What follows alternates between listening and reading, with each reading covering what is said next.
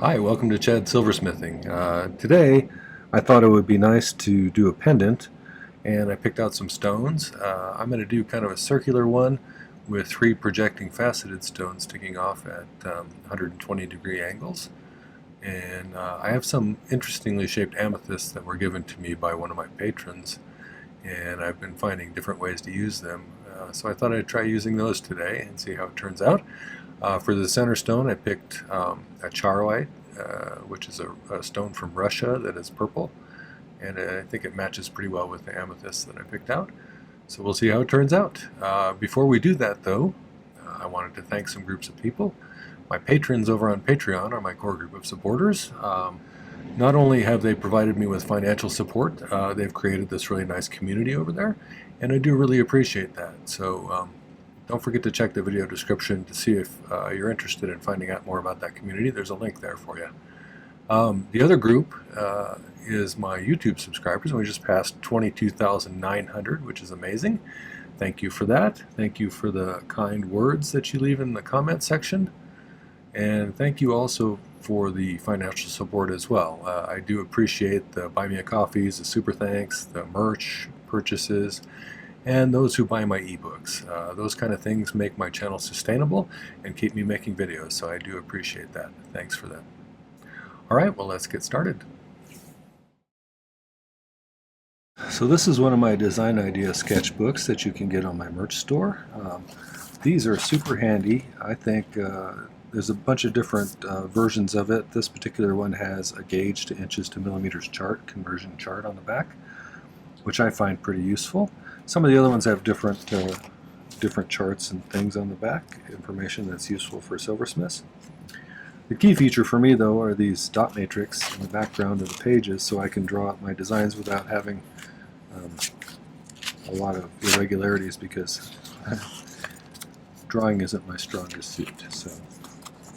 But it's a nice way to keep records of all of your projects that you've made. Filled up about 4.5 of these now since I started the YouTube channel, and I really value having them that I can look back on them and see how I did something in the past. And my pictures have gotten more complete, as well as my lists of materials as I went, because I realized it was kind of important to do that stuff. So these are available on my merch store. Get yourself one or two. There's also some other stuff on the merch store as well. Alright, so this is kind of what I had in mind today. Picked out the amethyst first and then looked for a stone to match it, and I think this charoite goes pretty well. So I did make 2 of these bezels in advance, so I don't have to do all 3 of them in front of you. Probably do this bezel and then 1 more of these so you can see how I did it. But I thought about facing these the other direction, but then I thought that's probably what everybody would do, so let's do something different. There's another one.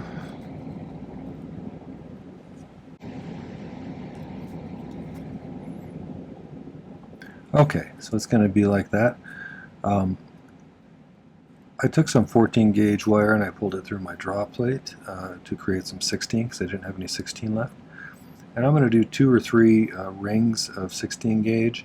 And my plan is to dome it a little bit so that the inside edge of these 2 or 3 wires that are all soldered together in a circle is higher than the other, and it projects it out from the person's chest who's wearing it.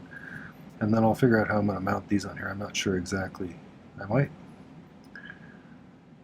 don't know. I might use these little silver balls first to solder this to the bezel in the center.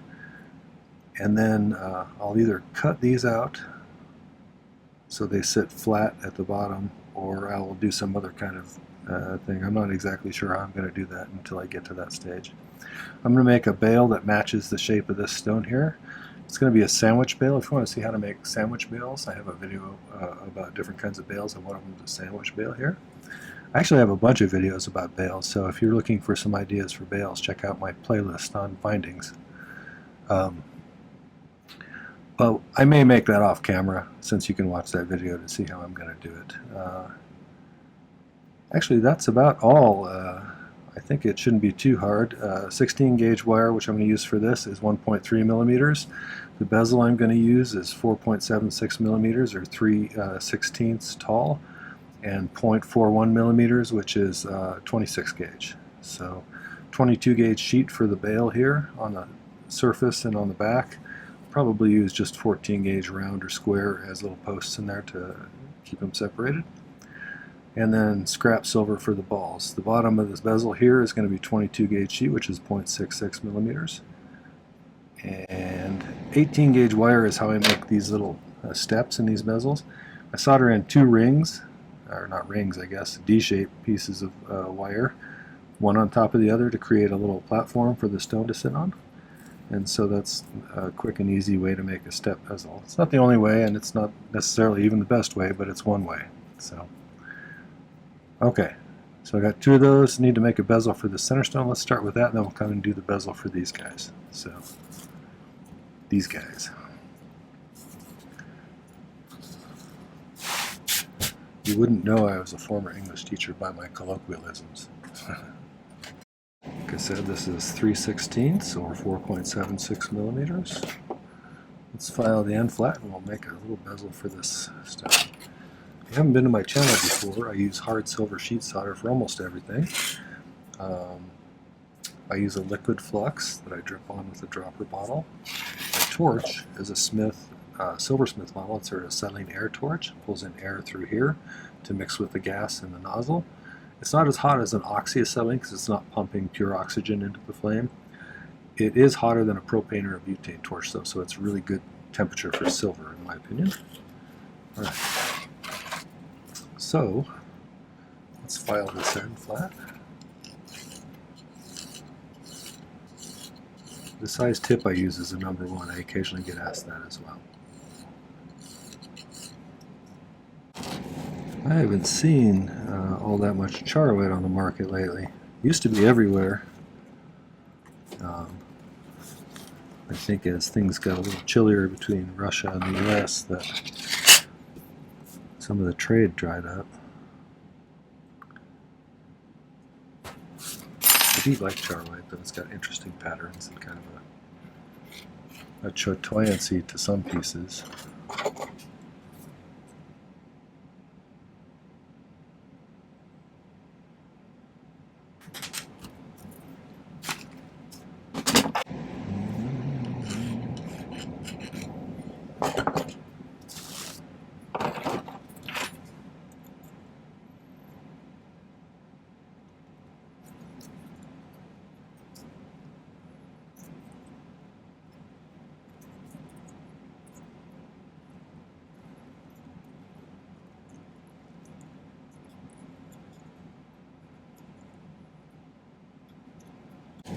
Solder this closed.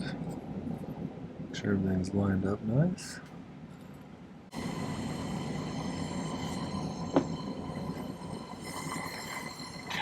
If you're new to this and you're ever having trouble your solder sticking, one of the more common reasons is because people don't flux well enough. And sometimes that makes it really hard to get your solder to flow and stick to the metal.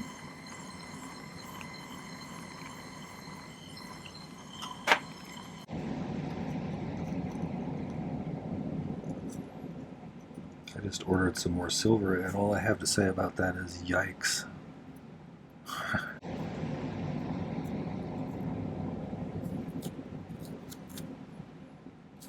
We're okay on size there.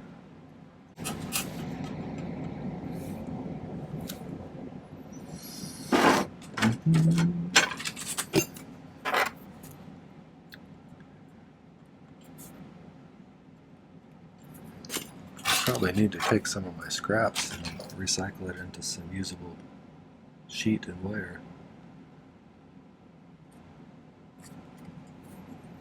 Since it's so expensive.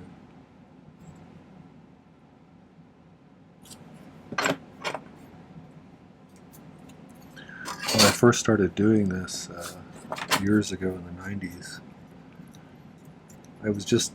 I just kept throwing scrap into a Ziploc bag, and by the time I ever thought to, sell it back for credit or to do something with all of that scrap, I had about 17 pounds of silver, which I eventually sold, but I wish I still had it now. I'd sell it back like right away.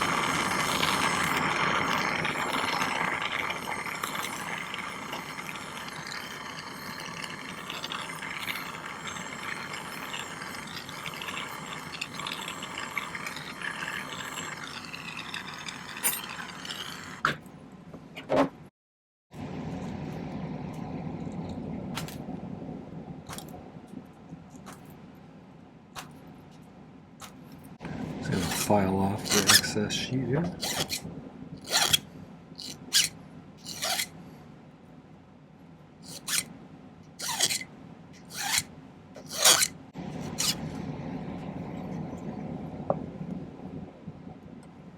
Alright, got that one made. Let's grab one of these little guys. I'm using the same bezel for this. We'll end up cutting this down shorter probably as well as the other one, but I usually use this so that I have the option of making it shorter if I need to. Most of the time I do.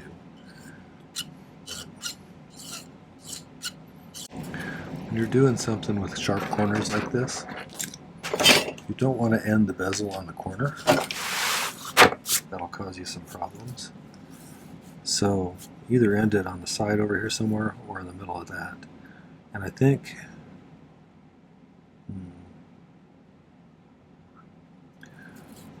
let's end it about right there. So just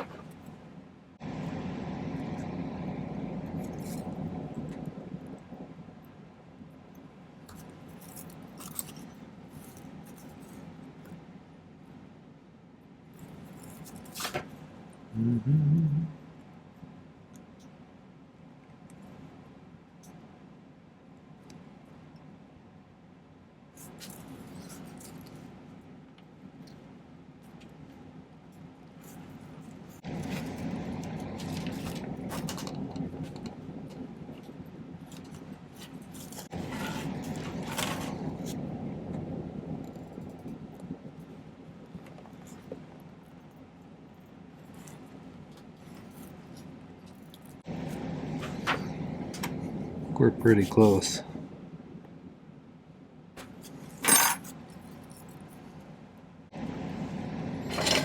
We'll cut that off and see how it works.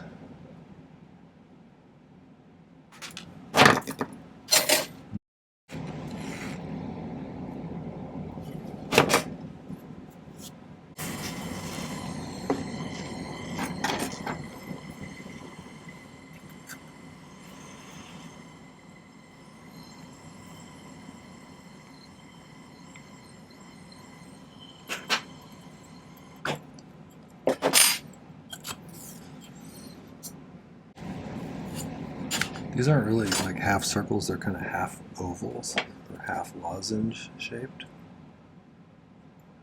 For some reason I have trouble saying the word lozenge. I think we did okay on the size there. Fits in there pretty well.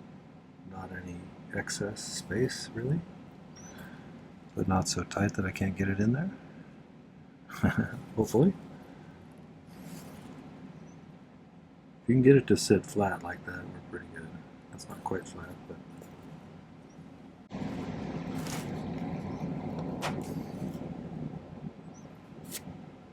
that was the bad idea. So I got impatient and I pushed down too hard and it chipped the stone here. So I'll have to fish out another stone that matches this one.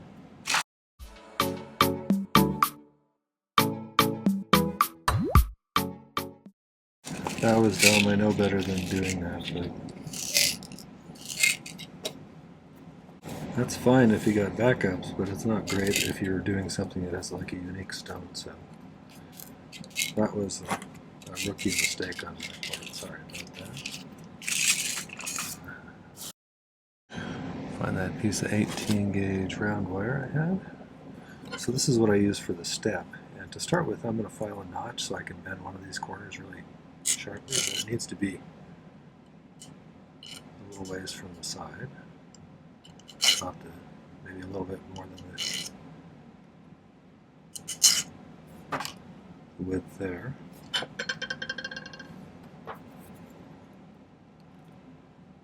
That way I can bend that sharply like that.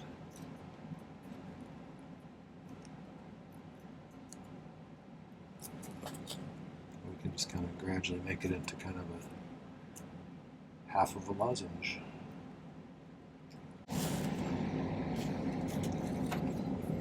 If it's riding up, you need to make sure it sits all the way down flat. You don't want to have a non-flat platform for your stone to sit on. So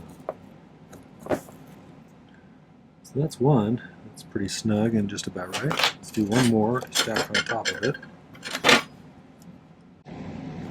You want to, make sure by pushing down from the top that everything's sitting in there flat.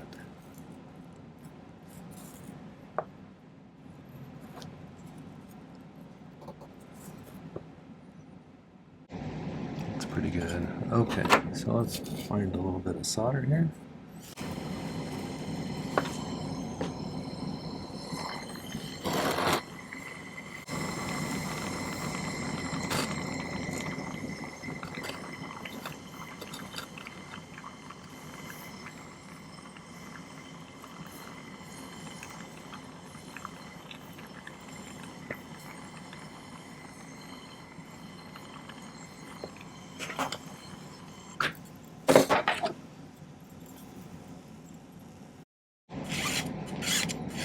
File this forward.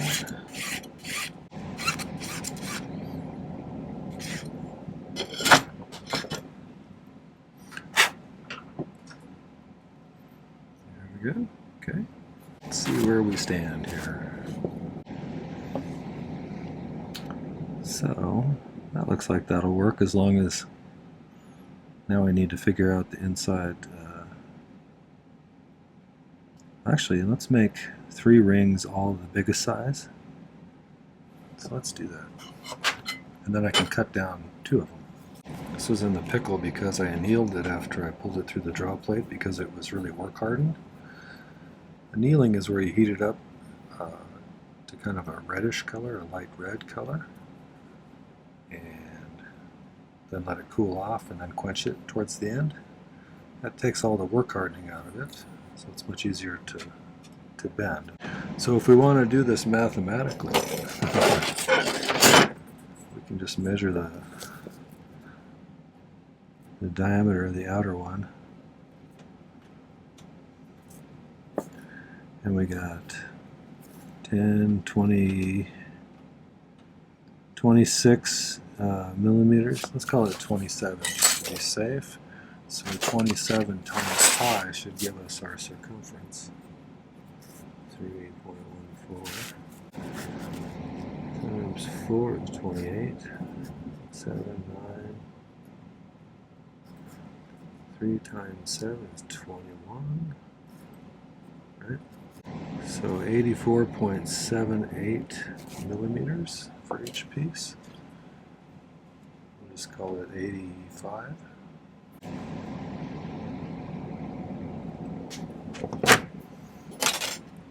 See how close that gets us.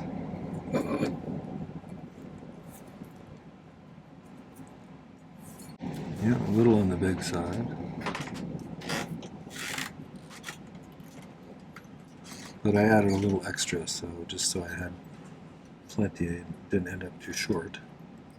I'm going to shrink it down just a little bit, make a mark.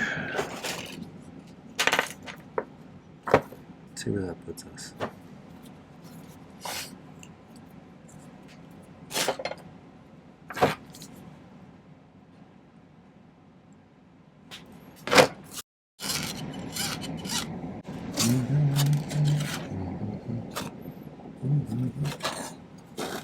Looks like there's some solder there. I'll just use some of that.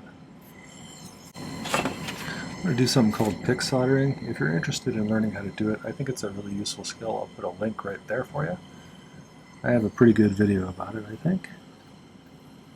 At least it's been pretty popular, and it's one of those skills that makes a lot of things in soldering much easier for me anyway.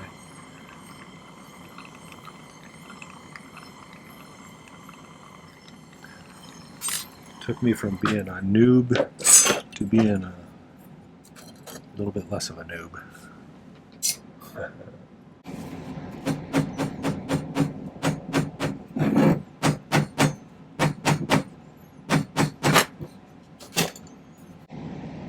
I think that'll work okay. And I cut off about an extra 4 millimeters, I think, so 85, 81. Let's cut them at 81. Let's see how that comes To make it round, up near the top of the mandrel here.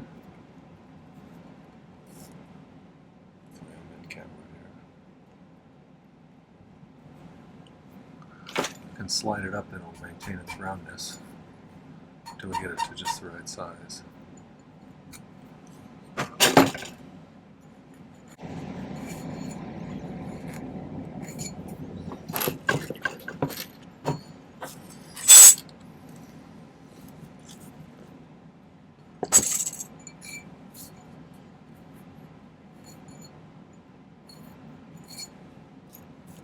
Getting closer.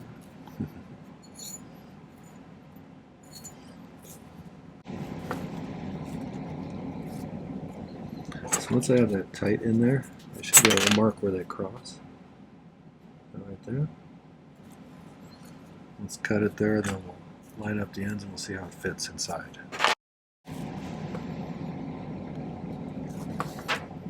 That's pretty close. I'm going to just file just a little bit more.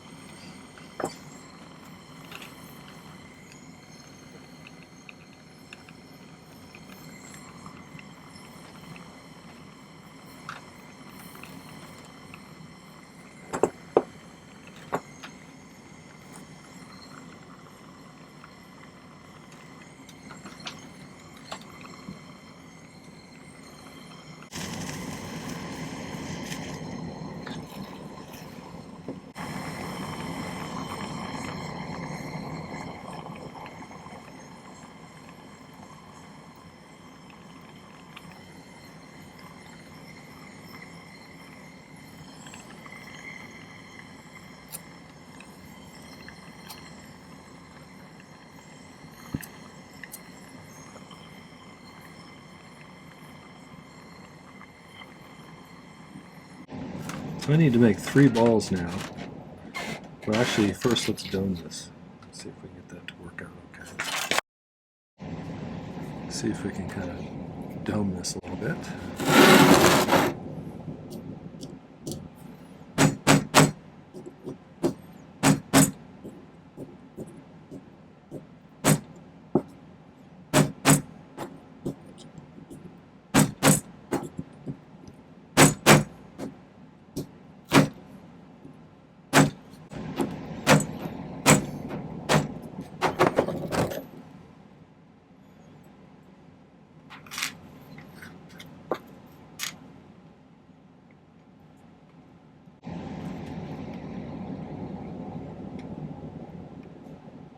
Okay, so let's find the 120 degree points on these.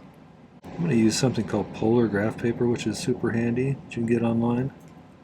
Let me make one at 0 degrees over here.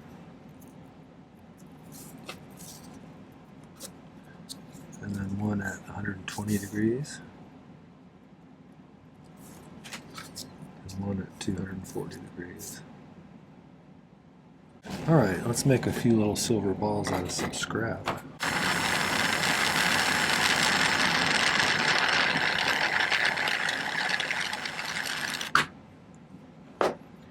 That might have been a pretty good guess. I'll flip this upside down so it works better.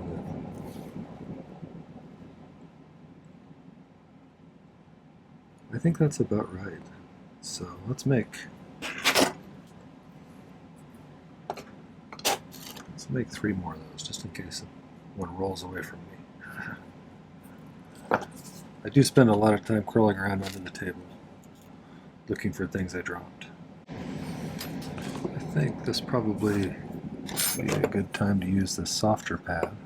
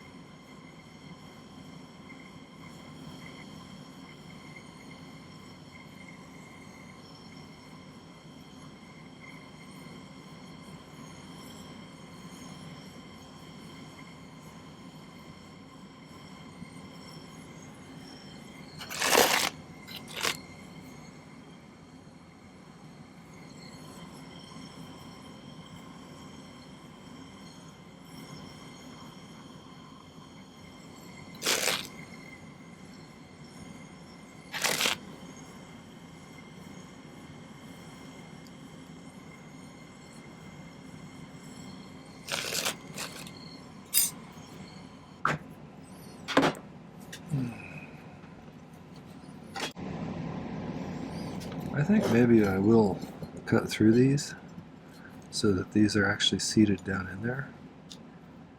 So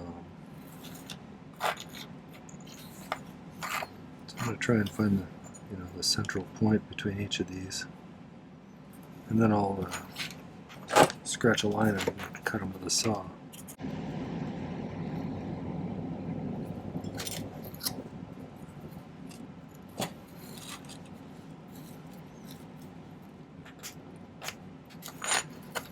So let's go saw that out. Okay, like most times I have a double zero on here.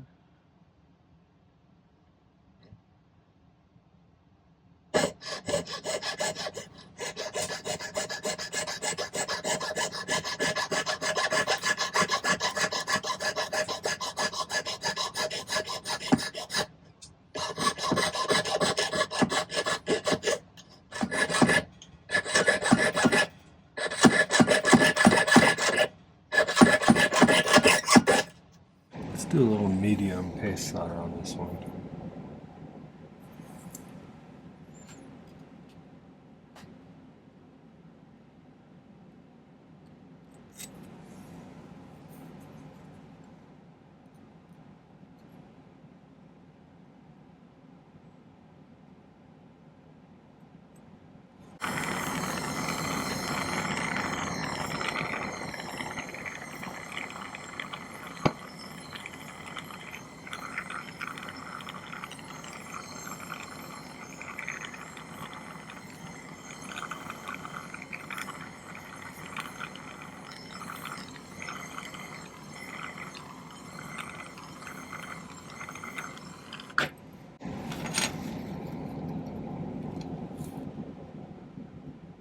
That should be pretty good. Okay, I'm going to saw this one out, and I'm just going to do the same thing on the third one, so I'll be right back.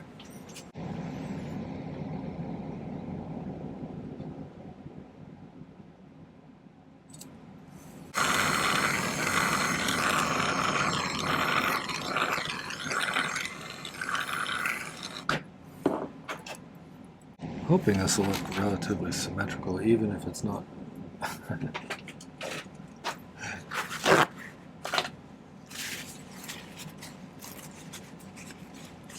I had a lot of stuff jumping around on me earlier when I was not soldering very well.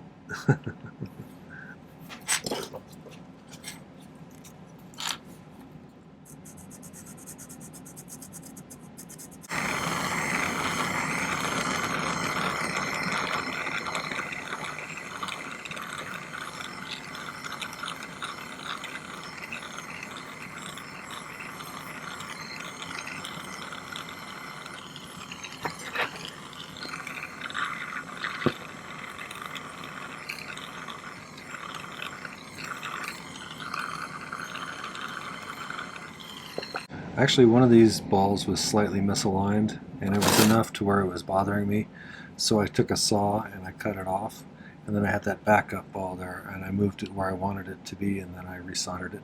And I used a little of that medium paste that I was using to solder these in That way I didn't risk dropping anything, you know, or messing up that thing that I was having problems with earlier. So, all right, so I'm going to let that pickle, but in the meantime, while I'm doing that, I'm going to make that bail. Actually, let's put a little jump ring on here first. Actually, I think I'm going to make it in kind of a U shape for this one. That makes the most sense to me. So let's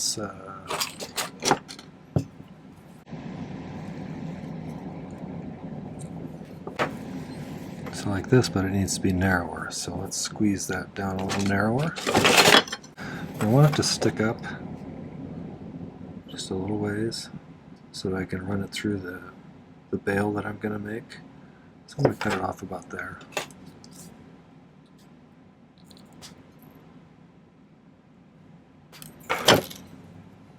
I'm just going to solder one side of this on. That way I can slide that bail on after it's done, and we can just use a little easy solder there. So I'm going to use medium here again. Quite a bit more mass in this piece than this little ring, so most of the heat's going to get focused on that piece at first, the bigger chunk.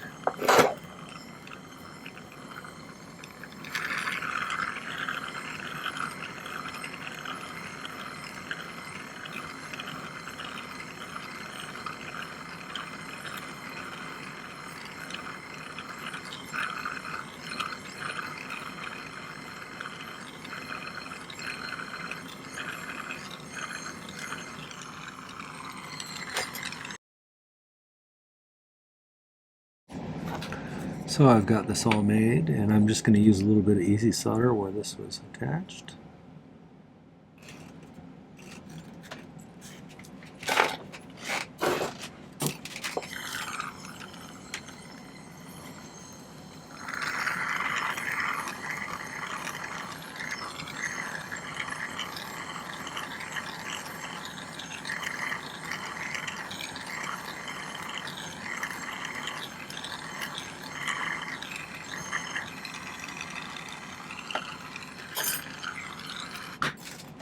So we'll run a chain through there, and that kind of mirrors that shape there, which I kind of like.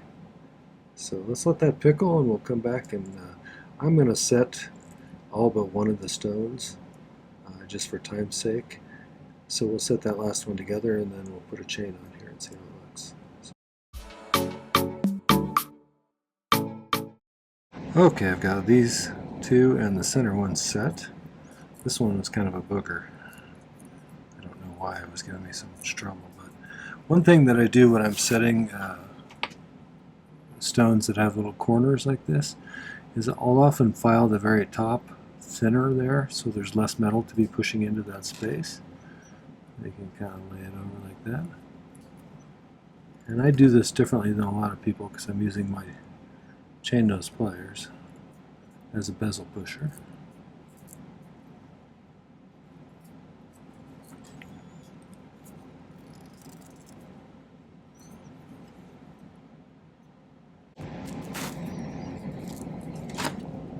I'm just kind of burnishing this top edge after I get it kind of positioned how I want it.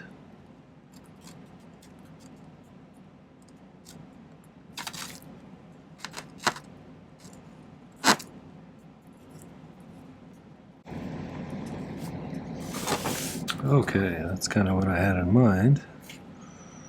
So let me grab a chain and we'll see how it looks. I'm just making sure that when it hangs pretty straight. I think I like that. I think that turned out nice. You know? As far as getting things positioned at 120-degree angles, I'd give myself a B- on this one. It's close, but it's not perfect. Tell me what you think. Tell me what you would have done differently. I always like to hear those things. What you like about it, what you don't like about it. So I'll get some better pictures and put them at the end. Okay, well that was Charoite pendant with the amethyst projecting outwards from it. I hope you enjoyed that one. I don't know what I'm going to call this one yet. If you did enjoy it though, make sure to hit the like button before you go, and I'd love it if you'd take a moment and head over to my main channel page on YouTube here. I have well over 500 videos now. I do 3 per week, one on Tuesday, one on Thursday, one on Saturday. And so there's a huge quantity of content over there of all different skill levels and tons of different projects. So I think it's a useful resource for you. And I would love it if you'd watch a few of those, maybe like some videos, and then subscribe to my channel. I'd love to have you as a follower too. Don't forget to hit the video description down below. There's some important links there. There's a link to my Patreon if you want to find out more about that community. There's different tiers of membership to that. The lowest tier is just you get my videos without the YouTube advertising, which is kind of nice. The tiers above that have different privileges, including live streams and exclusive content. And other things like that. So it's a nice community. You should check it out. The link to my merch store is there as well, and you can get yourself one of those nice design idea sketchbooks I showed you at the beginning. They're super useful and a great way to keep track of your projects and have a record of what you've made. Finally, there is a link to my ebooks.